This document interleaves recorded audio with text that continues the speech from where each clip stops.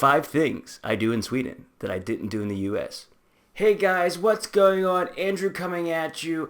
This is going to be about things I do in Sweden when I first came here that I didn't do in the US that I've learned and kind of changed over time culturally, and some things I still can't do in the US. I thought it'd be fun and interesting to talk about. If you like this one, don't forget to hit the like button and consider subscribing. Let's get into it. When I first came to Sweden and started making friends, it took me about 6 months. I would communicate a lot of times with my guy friends, and one thing that they would do was always send me smiley faces, usually happy faces, laughing faces, crying faces, and this is how we would communicate. Almost every single time, it would be a smiley face, a happy face. I use a lot of emojis, and this was something I didn't do in the US, and I think people use more emojis over time recently, but when I would go back to States and message my American guy friends in the States, I noticed a very interesting thing. I was the only one using the smiley and emoji faces and seeming very, very excited, and I noticed that they weren't using it back, and that sometimes maybe they thought it was a little bit weird. So I think it's a lot more common here. Even when I'm communicating with, it doesn't matter, guys, girls, anyone in between, I'm just always using smiley faces and seeming happy. It's just a part of my communication here, and I wonder if this is just something that's evolved over time, or it's something we do more in Sweden. I think it's something we do more in Sweden. Number 2 is fika.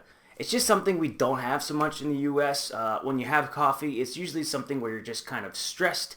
And when I first came to Sweden, you just sit down, you talk to others, you drink coffee, and you kind of get energy through the other people, and then sometimes you can have a sweet and a snack.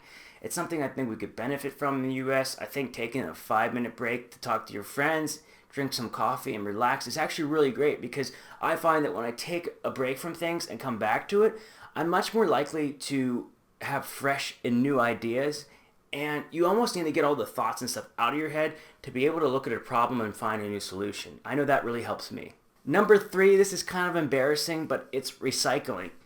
I didn't really recycle much in the US. It just wasn't something that I thought was important, and at the same time, it wasn't so much that I didn't think it was important as much as it was harder to recycle. I grew up in Pennsylvania, and we could recycle aluminum cans, but it's not like how it is here in Sweden. In Sweden, no matter what community or where you live, there's always a special place where you can go and recycle things. And I'm talking, not only can you recycle bottles, but colored glass and clear glass. You also have light bulbs and electronics, and you just don't throw things in the trash right away. It takes time. And if you want to throw something away in Sweden, because I just moved recently, it can be a little bit of a pain in the butt, but they actually have a place you can go to where you can actually throw everything away. So if you're going to throw away your couch or your bed, there's a special place for a couch, a special place for bed, and glasses and everything else, so that maybe they can even better use the things. If you're going to throw away things that are metals, you have these places that you can go to if you can't do it. I actually think it's really important and great, because if you think about it, we only have one world, and we are throwing away a lot of stuff. We're consuming a lot of stuff as a whole, and especially Americans at a much higher rate. And we should make the world a better place for our children that we are going to have, and for the younger people, because we just can't keep consuming in this way. So since I've been back in the States, I can see that we're recycling a lot more, but we're not recycling as much stuff as we could in Sweden. We're not putting light bulbs. We might just put light bulbs directly in the trash, or certain things that we're recycling in Sweden, for example, like metals and things like this. I think much more commonly in the States might just be thrown away. Especially in the States, if you just have a couch, you can just put it out there with the trash, and someone's going to grab it and just throw it in, and it's going to go into a landfill. So I think we do a better job of it here in Sweden, and the US can learn. We're getting better.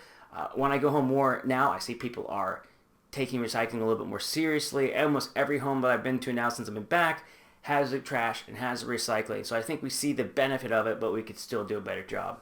Number 4 is using public transportation. I grew up in Pittsburgh, and I feel unless you live in a very major city, there's not a lot of public transportation to take advantage of, and especially good public transportation. When I came to Sweden, I kind of used the buses a couple times over the last couple of years.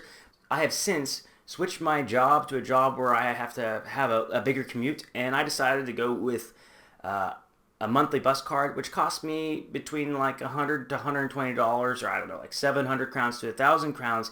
And this is actually a pretty sweet deal, because I can use all trains that go within my region, and I can use all buses.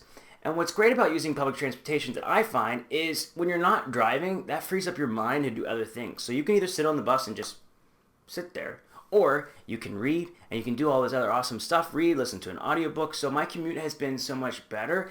And for the most part, the buses always run on time.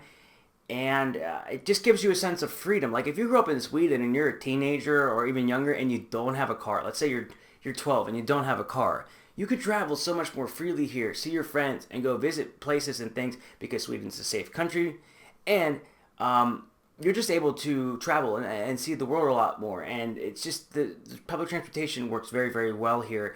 It's something that I wish we could have a little bit more of in the States because I think that it's first of all it's better for the environment and it gives you a sense of independency. I had always had cars growing up. I had my first car when I was 16 years old. But here in Sweden, if I was 14 like in the States, 13 in the States, I kind of had to wait for someone to pick me up and take me somewhere else.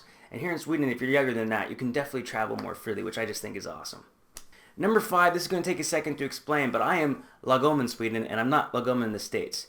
The best way I can kind of describe Lacombe to everybody here is there's not an exact translation in English for Lacombe, but I think of like Goldilocks and the Three Bears. It basically means not too much and not too little. It's when you find like a middle ground with something. When it comes to consuming, maybe it's an attitude you have. Lagom in Sweden basically means that. So lagom, for example, I can give you is if you're going to eat food, for example, or with others, it means that you're going to take, especially if you're sharing and it's a buffet, but it's a buffet for a party of like 10 people. You're going to go up there, and the first time, you're not going to take so much food. You're not going to stuff your face. You're going to put a decent amount of food on your plate, but enough that everybody else can get a decent amount of food on your plate, and then you're going to eat together.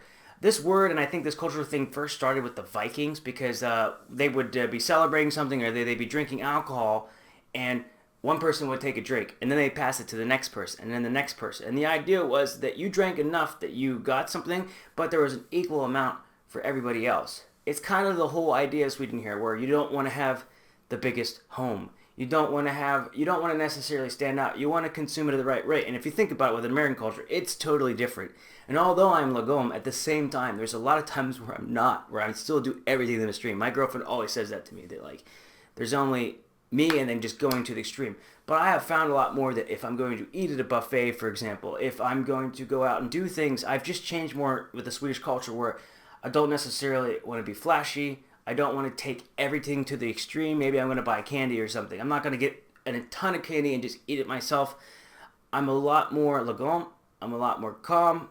And overall, I think it's a beneficial thing. I think Americans could learn to consume less. I think there's positives with it as well, like capitalism and wanting to consume that pushes products and things forward. But at the same time, I think it can have a negative impact because we need to consume less. We need to maybe have a little bit less of a global footprint.